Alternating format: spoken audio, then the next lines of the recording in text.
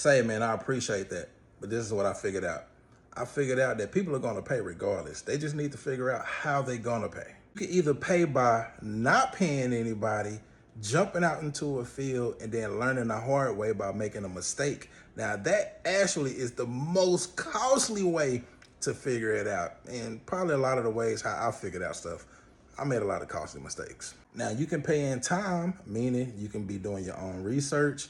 You can utilize your free resources. You can try to get little information off of YouTube here and there. You can try to patch it together to try to figure things out. Now, it might take you 6 months to a year to figure out level 1 doing it like that, meaning like something I could have just told you in 5 minutes, just do this. So you can pay in time, but they say time is money and you can't really get time back. So to me, time is expensive. Or you can pay a mentor or purchase a course. But here's the thing about that is now you got to decipher on who's being legit and who's being fake. And there's a lot of fake people out there. I mean, I actually had one guy to reach out to me. He wanted to do a collab and he had a box truck course. And he told me that he only been in the industry for 6 months. And I was just like, you been in the industry 6 months and you got a course?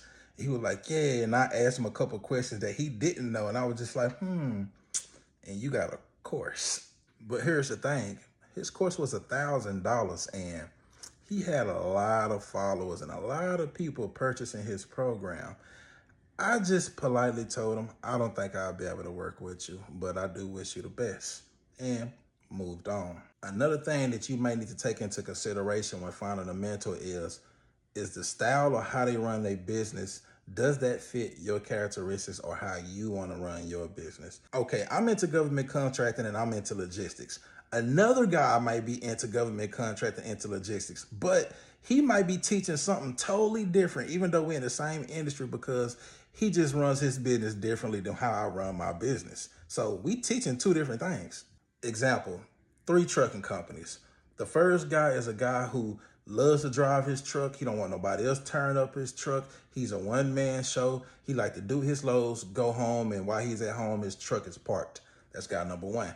Guy number 2 is a guy who loves getting loads off the load board. He got 5, 6, 10 trucks or whatever, but he got employees driving each and every one of those trucks, but he dispatched them out and he is just fine. How he doing? He get to stay home. He running his company just fine. Now, you got the third guy who don't own no trucks. He got all owner operators up under his business, and he might have a direct shipper, and he got them guys going to his direct shipper moving loads, and he just takes a small percentage out of what everybody does. Now, out of all 3 companies, all of them is right on how they run their business. Nobody is wrong. But if you was to go to each and every one of them, they are going to teach you something different, even though all 3 of them is in trucking. And a bit of advice, be careful of the ones that's trying to sell you on lifestyle marketing. And if you watch them, you'll realize they never give you no real information. But what they tell you is they tell you a lot of dollar signs. They might say, oh man, I made $5 million last year. Or I got a student that made 10 million or this and that. Or they might try to show you a rented car or a rented house. So lifestyle marketing to me is a red flag. Listen to the information that they're actually trying to give you.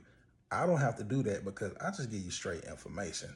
I don't want to make this video too much longer, but I do want to leave you with this lesson that I had learned. Now, I'm a real estate developer here in Dallas, Texas. I'm a baby in it, so I don't talk about it much, and I'm still learning. I have a mentor myself.